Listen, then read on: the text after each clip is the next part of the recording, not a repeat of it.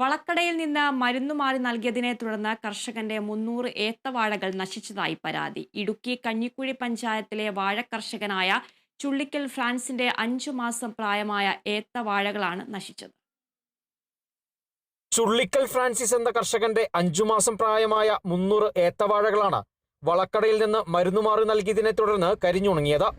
വാഴയ്ക്ക് കുമൽ രോഗം വന്നതോടെ കഞ്ഞിക്കുഴി കൃഷി ഓഫീസിലെത്തി വിവരം പറഞ്ഞു.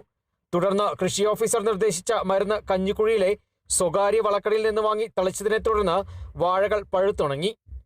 പിന്നീട് നടത്തിയ പരിശോധനയിൽ കടയിൽ നിന്ന് മരുന്നുമാറി നൽകിയെന്ന് കണ്ടെത്തി. ഇല കരിച്ചിലിന് കരിയുന്ന കാരണം ഇല കരിയാതെ ഇരിക്കാനുള്ള മരുന്ന് മേടിച്ചു കൊണ്ടുവന്ന് കൃഷി ഓഫീസിൽ നിന്ന് പറഞ്ഞിട്ട് അത് അടിക്കാൻ പറഞ്ഞ് ഞാൻ അടിക്കാൻ വേണ്ടി അവിടെ ചെന്ന് മരുന്ന് ചോദിച്ച് മരുന്ന് തന്നപ്പോൾ കളനാശിനിയാണെന്ന് നമുക്കറിയത്തില്ല. ഞാൻ വേറെ ഉടുമ്പൻചോല കൃഷി ഓഫീസിലെ സാറിന് വേണ്ടി അയച്ചു കൊടുത്തു, ഇതിൻ്റെ ഫോട്ടോ അയച്ചു കൊടുത്തു കഴിഞ്ഞ് വന്നു കഴിഞ്ഞപ്പോഴാണ് പറയണത് ഇത് കളനാശിനിയാണ്, അത് കാരണം വാഴ എത്രയും അത് പറിച്ച് കളഞ്ഞിട്ട് വേറെ വെക്കാനാണ് അവർ പറഞ്ഞത് എന്നോട്. ഇതെനിക്ക് ഏതാണ്ട് ഇപ്പോൾ ഇത് കുറച്ച് കഴിഞ്ഞാൽ തന്നെ ഒരു 3 ലക്ഷം രൂപയോളം തന്നെ കൊടുത്താൽ കിട്ടും ഇപ്പോഴത്തെ വില വെച്ച് നോക്കി കഴിഞ്ഞാൽ.